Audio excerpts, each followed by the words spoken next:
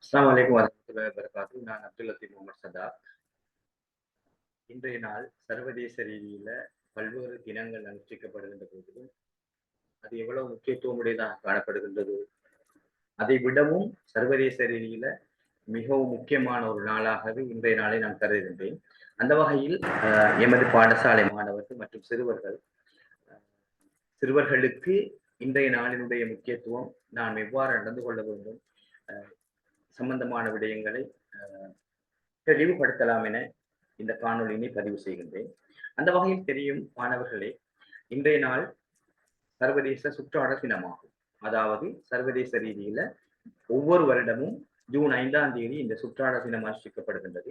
இது சம்பந்தமான முக்கியத்துவம், இது எவ்வாறு உருவாக்கப்பட்டது சம்பந்தமான விடயங்களை உங்களுக்கு பரிமாற்றுவதன் ஊடாக எமது நாட்டினையும் நாட்டின் சூழலினையும் எதிர்கால சந்ததியினருக்கு சிறந்த சூழலையும் கையளிக்க வேண்டியதன் அவசியம் சம்பந்தமான சில விடயங்களை உங்களுடன் பரிமாற்றிக் கொள்ள விரும்புகின்றேன். அந்த வகையில் உங்களுக்கு தெரியும் பிள்ளைகள், இந்த சர்வதேச சூழல் மாநாடு 1972ஆம் ஆண்டு ஸ்வீடன் தலைநகர்ல ஸ்டோக்ஹோம் என்ற நகரத்துல நடைபெற்ற இந்த மகாநாட்டை தொடர்ந்து 1973ஆம் ஆண்டு ஒன்லி ஒன் எர்த், அதாவது ஒரே புவி என்ற திட்டத்தின் கீழ் 1973ஆம் ஆண்டு இந்த ஜூன் 5ஆம் தேதி சர்வதேச சூழல் தினமாக பிரகடனப்படுத்தப்பட்டது.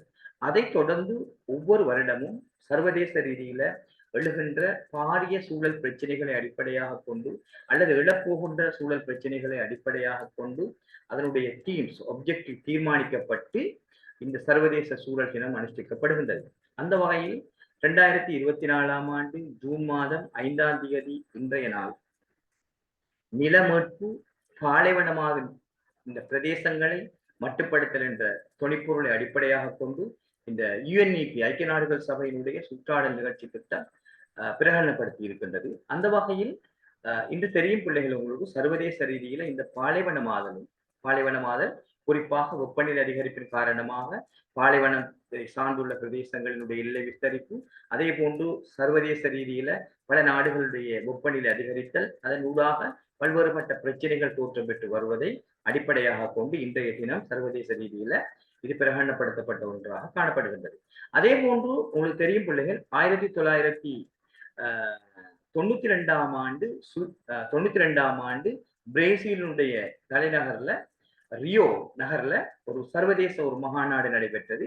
அந்த சர்வதேச மகாநாட்டிலும் என்னன்னா, அந்த ரியோ பிரகடனத்திலையும் என்னன்னா, அதாவது அவர் காமன் ஃபியூச்சர், எமது பொதுவான எதிர்காலம், அதாவது உங்களுடைய எதிர்காலமும் அல்ல, எந்த எதிர்காலமும் அல்ல, எமது எல்லோருடைய பொதுவான எதிர்காலம் என்ற தொனிப்பொருளை அடிப்படையாக கொண்டு பல நடவடிக்கைகள் முன்னெடுக்கப்பட்டது.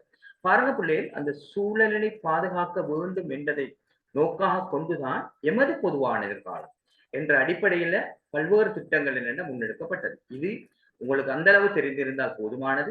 அந்த வகையில் பிள்ளைகள், இதே போன்ற இன்னும் ஒரு விடயம், 1952ஆம் ஆண்டு சியாட்டல் செவ்விந்திய தலைவரோட சியாட்டல் பிரித்தானியருக்கு எழுதப்பட்ட ஒரு முக்கியமான ஒரு கடிதம் இன்று வரைக்கும் என்னென்னா ஒரு சஸ்டைனபிலிட்டியும் ஒரு நிலைபேணலையும் வலியுறுத்துவதாக காணப்படுகின்றது. எனவே நாம் இன்று மேற்கொள்ளுகின்ற பல்வேறு நடவடிக்கைகள், எமது பொருளாதார நடவடிக்கையா இருக்கலாம் அல்லது அன்றாட தேவைகளாக இருக்கலாம், இவ்வாறான பல்வேறு நடவடிக்கைகளை நாங்கள் முன்னெடுப்பதன் மூலம் சூழலுக்கு பல்வேறு பாதகமான விளைவுகளை நாங்கள் புறந்தள்ளி விடுகின்றோம்.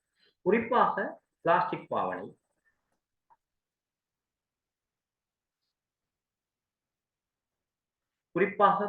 பாவனை, அதே போன்று ஏனைய உட்காத பொருட்களை பயன்படுத்தல், இவ்வாறான நடவடிக்கைகளின் ஊடாக இன்று சூழலில் பல கழிவுகள் சேர்ந்து இன்றைக்கு சூழலை மிக மோசமான முறையில தரமிழக்க செய்திருப்பதை நாங்கள் அடையாளம் காண முடியும்.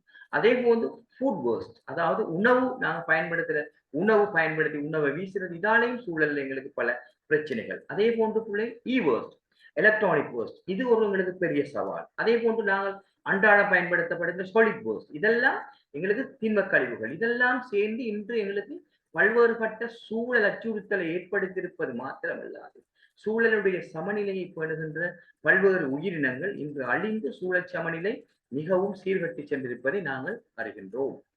எனவே இதனை பாதுகாத்து நாங்கள் எதிர்கால சந்ததியினர், உங்கள் சகோதரன், சகோதரின் சகோதரன், அதே போன்று உங்கள் பிள்ளைகள், இவ்வாறு இனி வரப்போகின்ற ஒவ்வொரு ஜெனரேஷனும் தூய்மையான காற்றையும் தூய்மையான சூழலையும் சுவாசித்து வாழ்வதற்கு தேவையான ஏற்பாடுகளை செய்து கொடுக்க வேண்டியது எங்கள் கைகளில் உள்ள முக்கியமான விடயம்.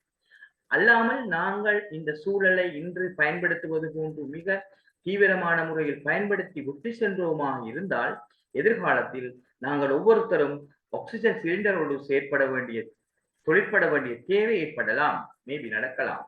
அவ்வாறான பிரச்சனைகள் ஏற்படாமல் இருப்பதற்காக வேண்டி நாங்கள் பல செயற்பாடுகளை இன்று தேசிய ரீதியில பல நிறுவனங்கள் மேற்கொண்டு வருகின்றன. குறிப்பாக நான் உங்களுக்கு தெளிவுபடுத்த வேண்டிய விடயம் என்னென்றால், இலங்கையில 1980 47 இலக்க பாராளுமன்ற சட்டத்தின் கீழ உருவாக்கப்பட்ட ஒரு முக்கியமான ஒரு நிறுவனம் தான் மத்திய சுற்றாடல் அதிகார சபை.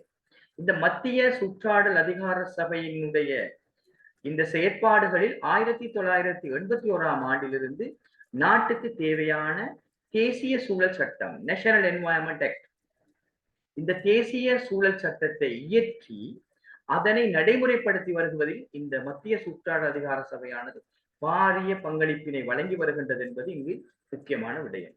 அந்த மத்திய சுற்றாடல் அதிகார சபையானது இலங்கையில காணப்படுகின்ற, அதாவது அழிவடைகின்ற அல்லது அழிந்துள்ள அல்லது அழிவின் எல்லையில் உள்ள தாவரங்கள், விலங்கினங்கள் என்பவற்றை பராமரித்து அது சூழலுடைய முக்கியத்துவத்தை பல்வேறு வகைகளிலும் பாதுகாத்து வருவதன் மூலம் சூழலுக்கு பல்வேறு வகையான பங்களிப்பினை வழங்கி வருகின்றது.